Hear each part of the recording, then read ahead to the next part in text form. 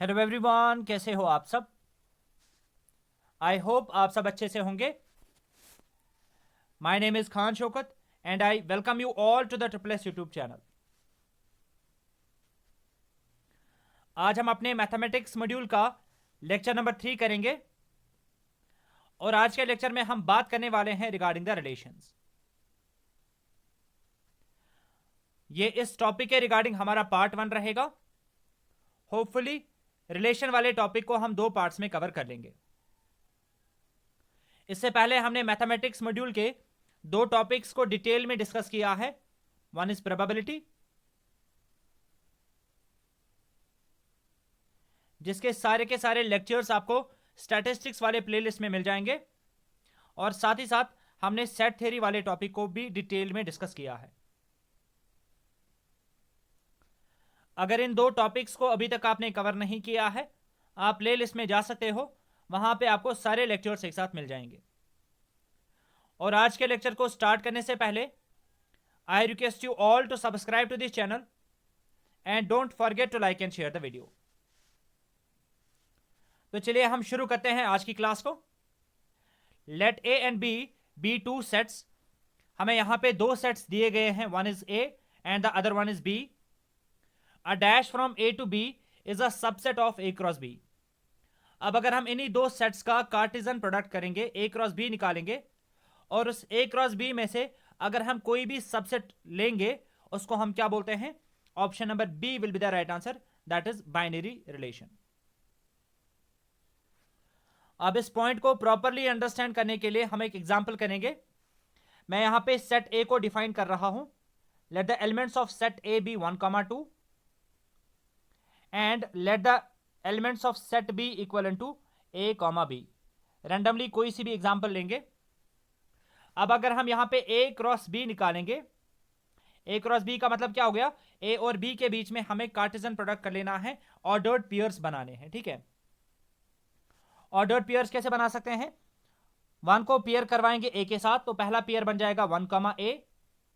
दूसरा पेयर क्या आ जाएगा? 1 को पेयर करवाएंगे बी के साथ, बन जाएगा 1, बी। सिमिलर पैटर्न पे आ जाएगा 2, ए और 2, बी। ठीक है, ये हमारे सारे के सारे ऑर्डर्ड पेयर्स आ गए हैं। अब इन ऑर्डर्ड पेयर्स में से, इस ए क्रॉस बी में से अगर मैं कोई सा भी सबसेट उठाऊंगा, तो उसको हम क्या बोलते हैं? रिलेशन। एज एन एग्जांपल, मैंने यहां पे एक रिलेशन R1 को डिफाइन कर लिया है, और उसमें मैं ले रहा हूं एक पेयर 1, ए, और दूसरा पेयर में ले रहा हूं लेटर से 2, ए, और तीसरा पेयर में ले रहा हूं 2, बी। सबसे पहले हमें देखना होगा क्या ये एक वैलिड रिलेशन है। हम बोल सकते हैं R1 एक वैलिड रिलेशन है अगर R1 क्या होगा? सबसेट होगा किसका? ए क्रॉस बी का। यानी कि R1 के अंदर जितने भी ऑर्डर्ड पेयर्स होंगे, अगर वो ए क्रॉस बी में भी बिलोंग करते होंगे, तब हम बोल सकते हैं R1 is a subset of A cross B, hence R1 is a valid relation. आप यहां पे देख सकते हो R1 के अंदर एक पेयर आ रहा है 1, ए। क्या वो ए क्रॉस बी में भी है? बिल्कुल है। 2, ए, ये ए क्रॉस बी में भी आ रहा है। 2, बी, और ये ए क्रॉस बी में भी आ रहा है। हेंस R1 सबसेट बन रहा है ए क्रॉस बी का, तो मैं बोल सकता हूं R1 क्या है? एक वैलिड रिलेशन है, और इसी रिलेशन को हम क्या बोल सकते हैं? बाइनरी रिलेशन, और सिंपली आप बोल सकते हो इसको रिलेशन। होपफुली कॉन्सेप्ट आपको अच्छे से समझ में आ गया होगा। कोई भी डाउट स्टिल रहता है, आने वाले क्वेश्चंस में वो डाउट भी आपको क्लियर हो जाएगा। नेक्स्ट क्वेश्चन के बारे में बात करते हैं। A relation on a set A is a relation from. अगर हम ए की सेट पे रिलेशन को डिफाइन करेंगे, तो वो रिलेशन कहां से कहां तक होती है? Option number A will be the right answer, that is A to A. As an example, अगर मैं यहां पे एक सेट ले रहा हूं ए इक्वल टू 1, 2। अब अगर मैं क्या कर रहा हूं? ए टू ए एक रिलेशन डिफाइन कर रहा हूं, तो मुझे क्या करना पड़ेगा? ए को कार्टेशियन प्रोडक्ट करना पड़ेगा ए के साथ ही। तो वो किस तरीके से हम लिख सकते हैं? 1, 2 इंटू क्या आ जाएगा? 1, 2, इस तरीके से। ऑर्डर्ड पेयर्स बनाएंगे ए क्रॉस ए के, तो वो क्या बन सकता है? 1 को पेयर करवाएंगे 1 के साथ, तो क्या बन जाएगा? पहला पेयर आ जाएगा यहां पे 1, 1, फिर आ जाएगा 1, 2, फिर आ जाएगा 2, 1, और लास्ट पे क्या आ जाएगा? 2, 2, इस तरीके से। ये सारे के सारे ऑर्डर्ड पेयर्स मैंने यहां पे लिख लिए। आप चाहे तो ए क्रॉस ए को इस तरीके से डिफाइन कर सकते हो, या बेटर वाला तरीका इसको रिप्रेजेंट करने के लिए ये होता है, आप लोगे ए में कौन कौन सा एलिमेंट आ रहा है 1 एंड 2, और यहां से फिर से आप लोगे ए, और ए के अंदर क्या क्या एलिमेंट आ रहा है 1 एंड 1, इस तरीके से 1 एंड 2, 1 एंड 2। तो ये वाला पेयर यहां पे क्या बन जाएगा 1,1, ये वाला पेयर क्या बन जाएगा 1,2, ये वाला पेयर क्या बन जाएगा 2,1, और ये वाला पेयर क्या बन जाएगा 2,2। इस तरीके से चाहे आप कार्टेशियन प्रोडक्ट को इस तरीके से रिप्रेजेंट करो या इस तरीके से रिप्रेजेंट करो, दोनों में कोई डिफरेंस नहीं है। लेकिन आने वाले जो क्वेश्चंस होंगे आगे, उनमें हम मोस्टली ये वाली रिप्रेजेंटेशन फॉलो करेंगे, क्योंकि इससे बहुत सारी प्रॉपर्टीज को चेक करना हमारे लिए इजी हो जाता है। फाइन। तो एक ऐसी रिलेशन जहां पे हम खाली एक सेट को लेते हैं, और अगर हम ए टू ए रिलेशन लेंगे तो उसको हम इस तरीके से डिनोट करते हैं ए क्रॉस ए से, और most of the times we will be dealing with such type of relations. Let's talk about question number 3। Which of the following is the largest relation possible on a set A. अगर हमारे पास एक set है, कोई सा भी set है, और letter से सेट के अंदर एलिमेंट्स आ रहे हैं ए कॉमा बी। अब सबसे पहले मैं क्या करूंगा, ए को कार्टेशियन प्रोडक्ट कराऊंगा अपने साथ ही, ठीक है। तो ए क्रॉस ए किसके बराबर होगा, A comma B, Cartesian product with A comma B. Fine. अब अगर हम ऑर्डर्ड पेयर्स यहां पे निकालेंगे, ए क्रॉस ए का वैल्यू किसके बराबर होगा, पहला पेयर यहां पे आ जाएगा ए कॉमा ए, फिर आ जाएगा ए कॉमा बी, फिर आ जाएगा बी कॉमा ए, और लास्ट वाला पेयर क्या आ जाएगा बी कॉमा बी, इस तरीके से। फाइन। ये सारे के सारे ऑर्डर्ड पेयर्स हमने यहां पे लिख लिए। अब what is the largest relation possible, यहां पे सबसे बड़ी रिलेशन क्या बन सकती है। लेट अस से R1 रिलेशन में ले रहा हूं, और उसके अंदर में ये सारे के सारे ऑर्डर्ड पेयर्स अगर लूंगा, A comma A comma B comma A and B comma B, क्या R1 एक वैलिड रिलेशन है। अगर R1 क्या होगा, सबसेट होगा ए क्रॉस ए का, तो मैं बोल सकता हूं R1 एक वैलिड रिलेशन है। सबसे पहले हम इस चीज को चेक करेंगे, R1 के अंदर ए कॉमा ए आ रहा है, वो ए क्रॉस ए में आ रहा है, ए कॉमा बी भी आ रहा है, बी कॉमा ए भी आ रहा है, और बी कॉमा बी भी आ रहा है। हेंस R1 सबसेट बन रहा है किसका, ए क्रॉस ए का। तो R1 यहां पे क्या है, एक वैलिड रिलेशन है, and this is the largest relation possible. इसके अलावा हम एक भी पेयर इसमें ऐड नहीं कर सकते हैं। लेट अस से अगर मैं एक और पेयर यहां पे ऐड करूंगा ए कॉमा सी, तब ये सबसेट वाली डेफिनेशन यहां पे वायलेट हो जाएगी। तो एक और पेयर में यहां पे कोई सा भी पेयर इसमें ऐड नहीं कर सकता, तब ये रिलेशन ही नहीं रहेगा। समझ में आ रही बात। And this is the largest relation possible. और आप देखोगे यहां पे R1 क्या है, R1 itself over here is a cross ए, क्योंकि R1 के अंदर सारे के सारे ए क्रॉस ए के पेयर्स आ रहे हैं। So the largest relation possible on a set is a cross ए। ये पॉइंट आप एज इट इज याद रखोगे। और इसी पैटर्न पे अगर मैं आपको बताऊंगा स्मॉलेस्ट रिलेशन पॉसिबल क्या होता है, phi is the smallest relation possible on a particular set. समझ में आ रही बात। एज एन एग्जांपल, फिर से मैंने यहां पे क्या लिया था, A equal to A comma B. फिर जब हमने इसका कार्टेशियन प्रोडक्ट किया था, ए क्रॉस ए निकाला था, वो आया था बराबर ए कॉमा बी कॉमा ए, और लास्ट पे क्या आया था, बी कॉमा बी। फाइन। और मैंने आपको क्या बताया, A cross A is the largest relation possible, largest relation possible. ठीक है। इसी पैटर्न पे क्या फाई सबसेट बन सकता है इसका, क्या फाई सबसेट बन सकता है ए क्रॉस ए का, बिल्कुल बन सकता है।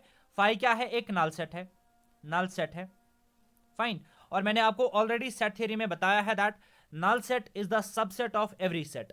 अगर नल सेट दुनिया के हर एक सेट का सबसेट होता है, तो ये नेसेसरली ए क्रॉस ए का भी क्या होगा, सबसेट होगा ही होगा। And this is the smallest relation possible, this is the smallest relation possible. Hopefully ये वाला क्वेश्चन भी आपको अच्छे से समझ में आ गया होगा। बात करते हैं क्वेश्चन नंबर 4 के बारे में। Let A B a set 1 2 3 which ordered pairs are in the relation A comma B such that A divides B.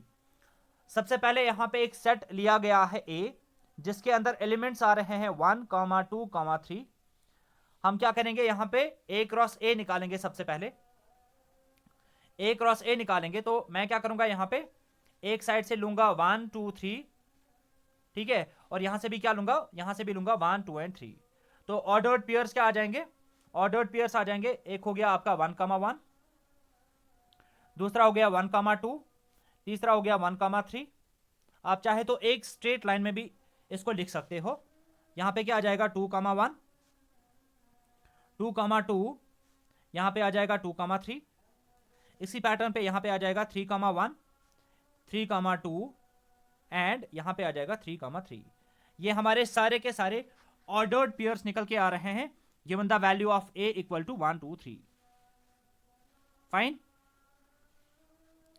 Now what we are supposed to do, हमें क्या लेना है, हमें एक रिलेशन को डिफाइन करना है, आर रिलेशन को डिफाइन करना है, जहां पे हमें खाली उन सेट्स को लेना है जहां पे पहला एलिमेंट वेयर A, B,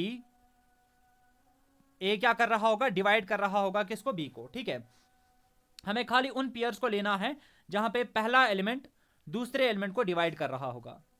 आप सबसे पहले यहां पे देखोगे, क्या पहला एलिमेंट दूसरे एलिमेंट को प्रॉपरली डिवाइड करेगा, क्या 1, 1 को डिवाइड करेगा, हाँ बिल्कुल करेगा, ये हमारी रिलेशन में आ जाएगा। क्या 1, 2 को डिवाइड करेगा, बिल्कुल करेगा। क्या 1, 3 को डिवाइड करेगा, हाँ बिल्कुल करेगा। क्या 2, 1 को डिवाइड करेगा, अगर हम 2 से 1 को डिवाइड करेंगे तो रिजल्ट यहां पे पॉइंट्स में आ रहा है, तो ये तो डिवीजन वाला प्रॉपर्टी सेटिस्फाई नहीं कर रहा है। क्या 2, 2 को डिवाइड करेगा प्रॉपरली, बिल्कुल करेगा। क्या 2, 3 को डिवाइड करेगा, नहीं कर सकता है। 3, 1 को डिवाइड नहीं कर सकता, 3, 2 को डिवाइड नहीं कर सकता, 3, 3 को डिवाइड करेगा। तो 1, 1, 1, 2, 1, 3, 2, 2 एंड 3, 3, ये हमारी रिलेशन बन जाएगी। Option number D will be the right answer. Hopefully ये वाला क्वेश्चन भी आपको अच्छे से समझ में आ गया होगा, कुछ भी यहां पे परेशानी की बात नहीं है। आपको बस देखना था पहला एलिमेंट दूसरे एलिमेंट को डिवाइड कर लेना चाहिए। नेक्स्ट क्वेश्चन के बारे में बात करते हैं, थोड़ा सा कॉम्प्लिकेटेड क्वेश्चन है। Cardinality of A is equal to M, एक सेट दिया गया है और उसकी कार्डिनलिटी दी गई है equal to M, and cardinality of B दिया गया है equal to N, then the number of subsets possible are dash. आपको बताना है उस टाइम पे टोटल नंबर ऑफ सबसेट्स कितने बन जाएंगे। हम इसको एग्जांपल से ही थोड़ा बहुत अंडरस्टैंड करने की कोशिश करेंगे। लेट अस से ए हमारे पास कोई सेट है जिसके अंदर खाली 2 एलिमेंट्स आ रहे हैं 1, 2, और दूसरा सेट है हमारे पास बी जिसके अंदर एलिमेंट्स आ रहे हैं ए, बी एंड सी। तो यहां पे कार्डिनलिटी ऑफ ए क्या आ जाएगी, cardinality of A, number of elements in A कितने आ रहे हैं 2, एंड कार्डिनलिटी ऑफ बी कितनी आ जाएगी, बी के अंदर कितने एलिमेंट्स आ रहे हैं 3। तो यहां पे हमने बोला कि m का वैल्यू क्या आ रहा है 2 और n का वैल्यू कितना आ रहा है यहां पे 3। ठीक है, अब अगर हम कार्टेशियन प्रोडक्ट निकालेंगे, a क्रॉस b निकालेंगे, यहां पे a क्रॉस b किसके बराबर होगा, 1 को पेयर करवाएंगे a के साथ तो 1, a आ जाएगा। इसी पैटर्न पे 1, b आ जाएगा, फिर क्या आ जाएगा 1, c आ जाएगा, फिर आ जाएगा 2, a, 2, b एंड 2, c। ठीक है, ये तो हो गया हमारा Cartesian product A cross B करने के बाद। अब आप देखोगे, आपको बताना है कि इस ए क्रॉस बी के कितने सबसेट्स बन सकते हैं, इस ए क्रॉस बी के कितने सबसेट्स बन सकते हैं। आप देखोगे, आप इसको इस पेयर को ट्रीट करो एज एन एलिमेंट, इसको ट्रीट करो आप एज एन एलिमेंट, इसको एज एन एलिमेंट, इसको भी, इसको भी, इसको भी, इसको भी, इन ऑर्डर्ड पेयर्स को हम ट्रीट करेंगे एज एन एलिमेंट। हमें इतना पता है, अगर सेट के अंदर n एलिमेंट्स होंगे तो उसके कितने सबसेट्स बन सकते हैं 2 रेज्ड टू पावर n। तो यहां पे भी इसके अंदर कितने एलिमेंट्स आ रहे हैं 1, 2, 3, 4, 5, 6। तो नंबर ऑफ सबसेट्स इसमें कितने आ जाएंगे 2 रेज्ड टू पावर 6 आ जाएगा, 2 रेज्ड पावर 6। क्या मैं इसको ऐसे नहीं लिख सकता हूं, 2 रेज्ड टू पावर 2 इंटू 3। ठीक है, क्या मैं इसको ऐसे नहीं लिख सकता हूं 2 रेज्ड टू पावर 2 किसकी कार्डिनलिटी थी, 2 किसकी कार्डिनलिटी थी, ए की, और ए की कार्डिनलिटी यहां पे किसके बराबर दी गई है m, इंटू 3 किसकी कार्डिनलिटी थी बी की, और बी का वैल्यू यहां पे किसके बराबर दिया गया है n।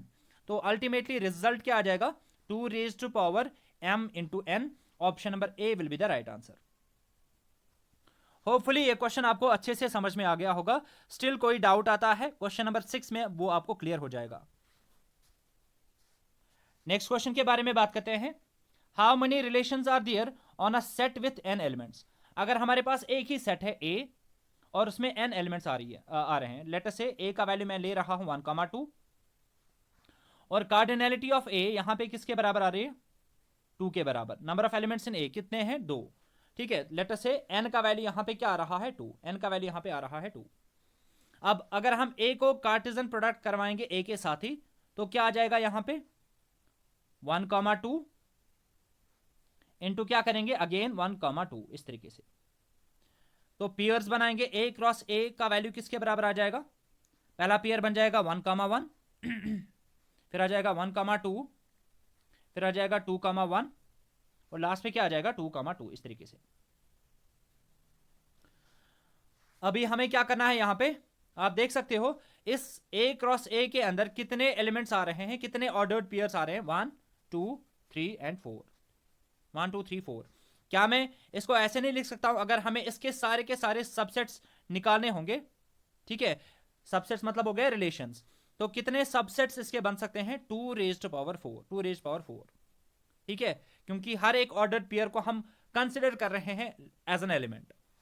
इसको मैं ऐसे भी लिख सकता हूं, 2 रेज्ड पावर 4 के बदले में लिख सकता हूं 2 इंटू 2, बिल्कुल लिख सकते हैं, which will be equal to 2 raised power 2, यहां पे किसका वैल्यू आ रहा है, n का, 2 यहां पे n का वैल्यू आ रहा है, मैं इसको ऐसे लिख सकता हूं n इंटू n, बिल्कुल लिख सकते हैं, which will be equal to 2 raised power n into n, क्या आ जाएगा n का square. So option number C will be the right answer.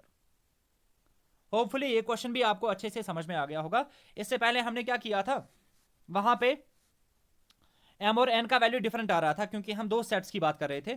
यहां पे a और a की कार्डिनैलिटी क्या होगी, सेम ही होगी, तो यहां पे m और n आपस में क्या होंगे, बराबर। दैट इज वाई यहां पे क्या आ जाएगा 2 raise power n into n, और आप इसको ऐसे भी लिख सकते हो, और 2 रेज पावर m का स्क्वायर भी। ठीक है, अगर m का वैल्यू क्या होता, अगर नंबर ऑफ एलिमेंट्स कितने होते, m होते हैं।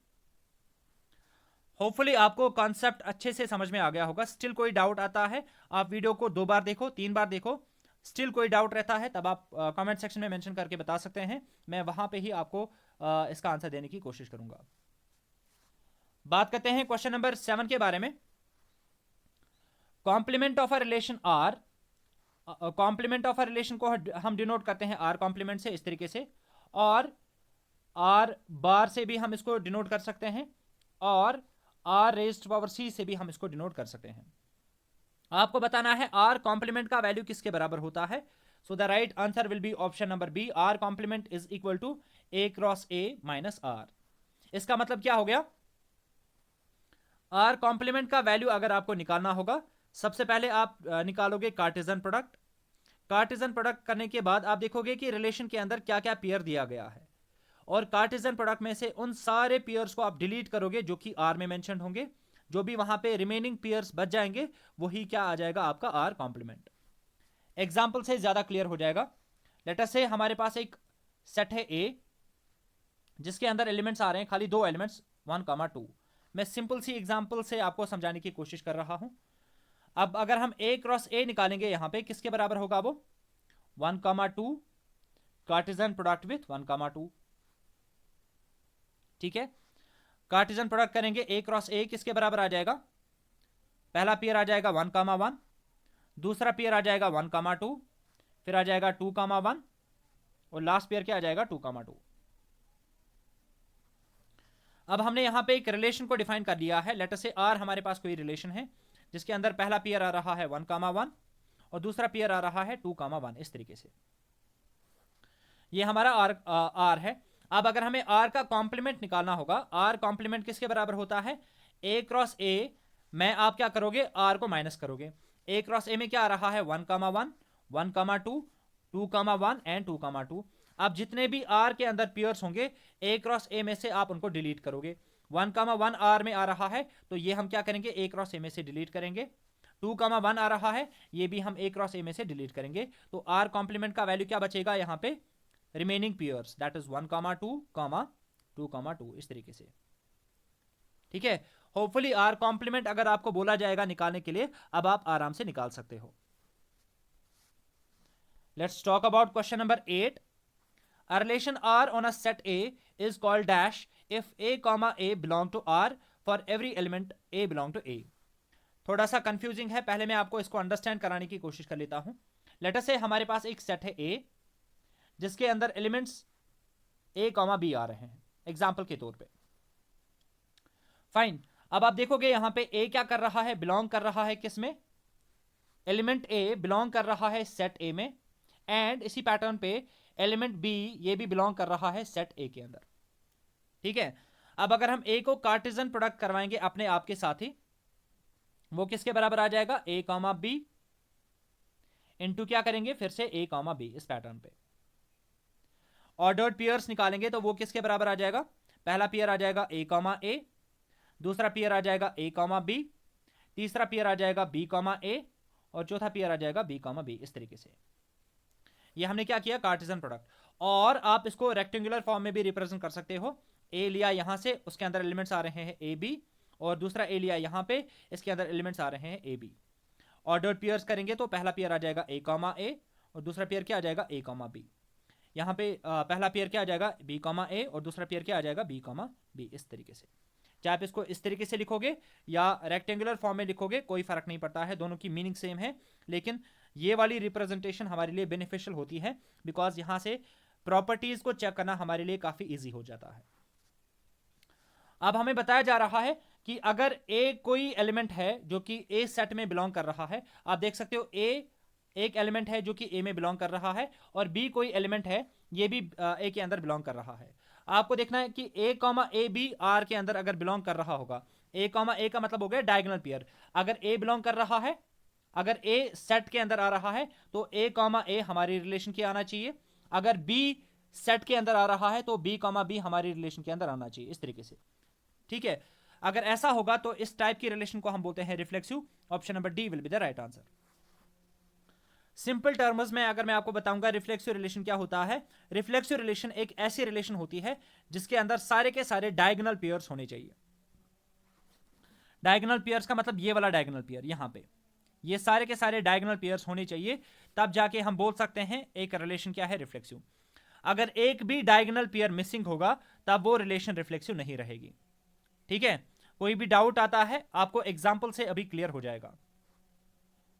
बात करते हैं क्वेश्चन नंबर 9 के बारे में। हमें एक सेट दिया गया है जिसका वैल्यू आ रहा है 1 2 3 4। अब आपको बताना है कि इन में से, इन ऑप्शंस में से कौन कौन सी रिलेशन रिफ्लेक्सिव आ रही है।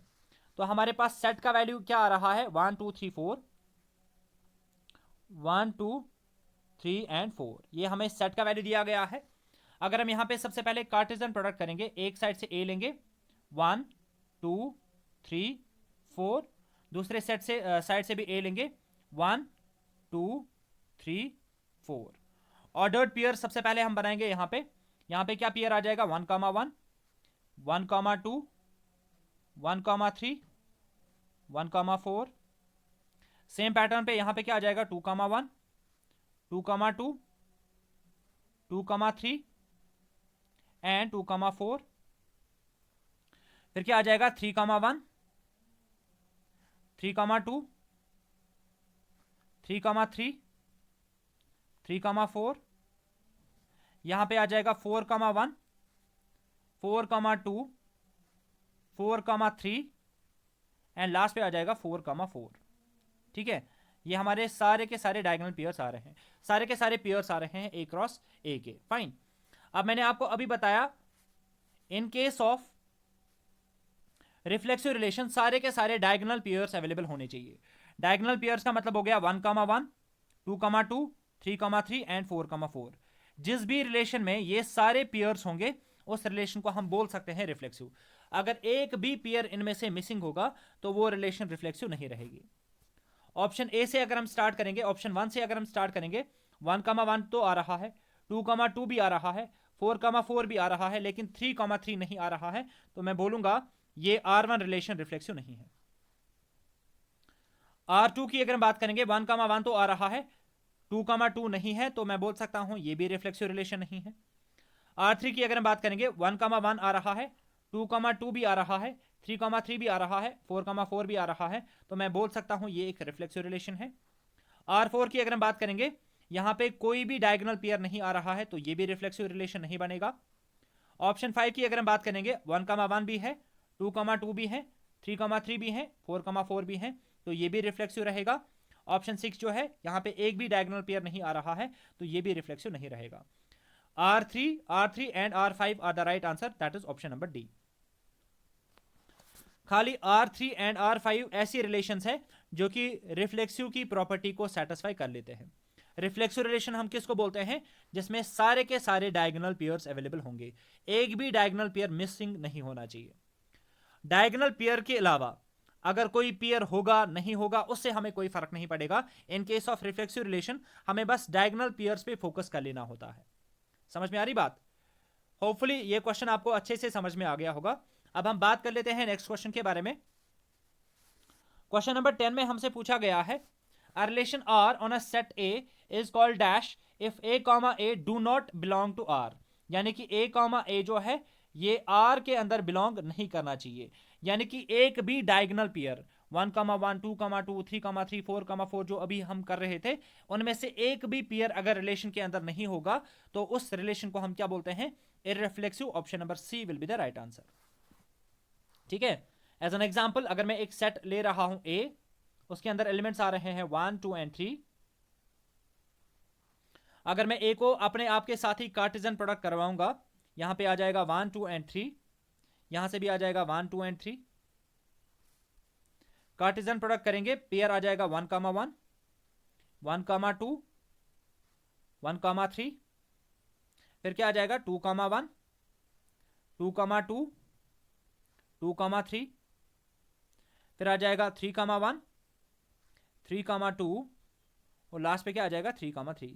ये हमारा कार्टेशियन प्रोडक्ट बन रहा है इस पर्टिकुलर सेट ए का। ठीक है, और in case of irreflexive relation मैंने आपको क्या बताया? एक भी डायगोनल पेयर नहीं होना चाहिए।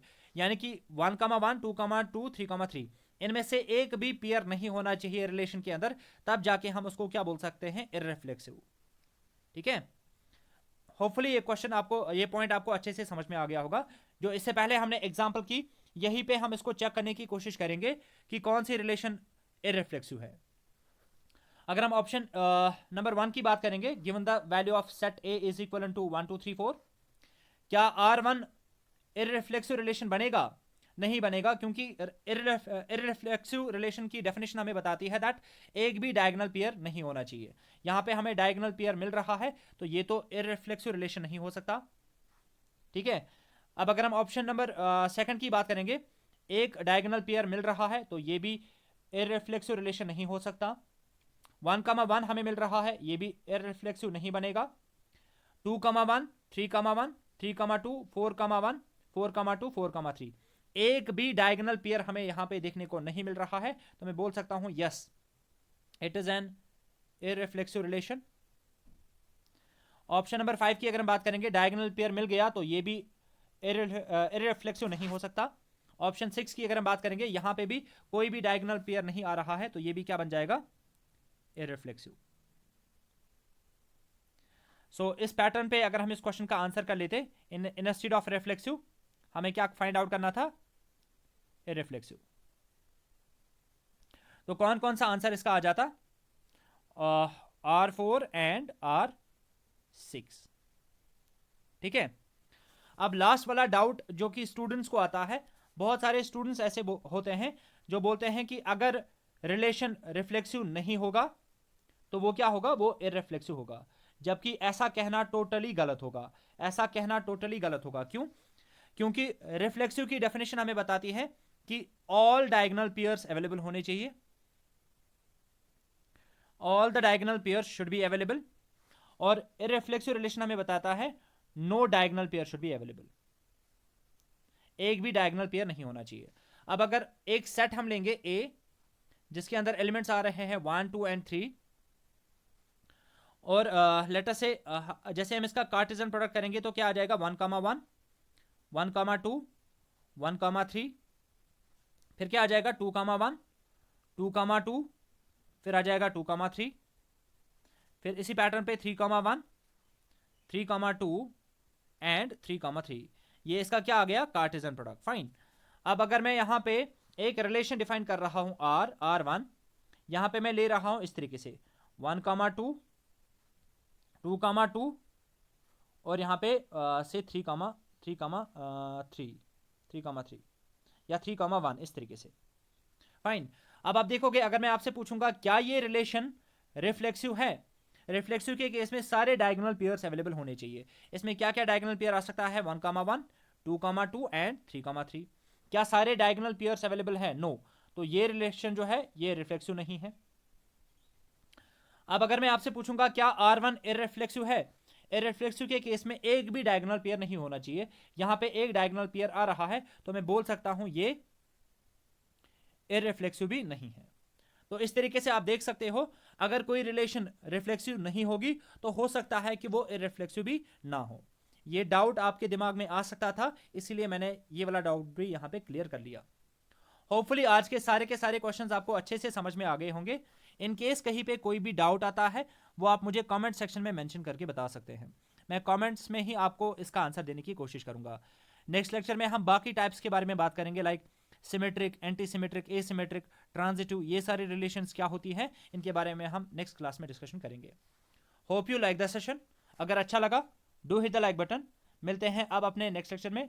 Till then take a very good care of yourself. Good bye.